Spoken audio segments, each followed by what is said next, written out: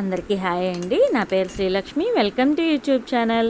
నా వీడియోస్ కనుక మీకు నచ్చినట్లయితే సబ్స్క్రైబ్ చేయండి, లైక్ చేయండి, షేర్ చేయండి.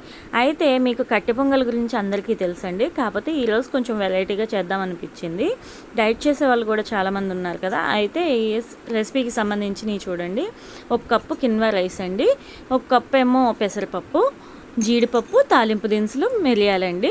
అయితే నెయ్యి అనేది ఆవు నెయ్యి తీసుకుంటే బెటర్ అండి, లేకపోతే మీకు ఆప్షనల్ అనమాట.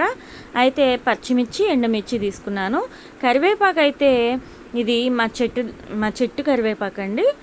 అసలు ఫ్రెష్ కాబట్టి వాసన కూడా చాలా బాగుంటుంది. అది మీకు తర్వాత చూపిస్తాను. అయితే ఇవి కట్టె పొంగల్కి సంబంధించిన రెసిపీ అండి. రెసిపీకి సంబంధించిన ఇవి.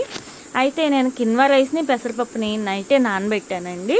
నైట్ నానబెట్టిన తర్వాత చూసారా ఎలా నానిపోయినాయో. అయితే అవి కుక్కర్లో వేసి నేను 1 గ్లాస్ కిన్వా రైస్కి 3 గ్లాసులు వాటర్ పోసానండి.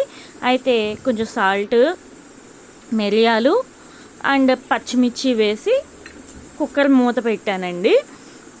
కుక్కర్ మూత పెట్టి 3 విజిల్స్ రానిచ్చానండి.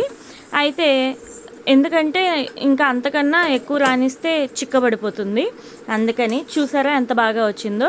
అయితే కొంచెం అలా తడి ఉండడమే మంచిదండి, ఎందుకంటే ఆరే కొందికి బిగుసుకుపోతుంది కాబట్టి. చూసారా ఎంత బాగుందో. అయితే దీనిలోకి మనం పోపు వేసుకుందామండి. అయితే నేను మీకు అదిగోండి మెత్తగా ఎట్లా అయిపోయింది చూసారా. అయితే నేను మీకు ముందుగానే చెప్పాను ఆవు నెయ్యి వేసుకుంటే బెటర్ అని. అయితే తాలింపు దినుసులు అన్నీ అందులో వేసుకుని పచ్చిమిర్చి, ఎండుమిర్చి కూడా వేసానండి, కరివేపాకు వేసాను. అయితే ఇంగువ కూడా వేసుకుంటే చాలా బాగుంటుందండి టేస్ట్కి. పోపుల్లో కనుక మనం పప్పులో కానీ ఇంకా ఇందులో అయినా సరే ఇంగువ వేసుకుంటే చాలా బాగుంటుంది. అయితే చూసారా అలా వేగాలండి, బాగా క్రిస్పీగా వేగాలి. వేసానండి అందులో.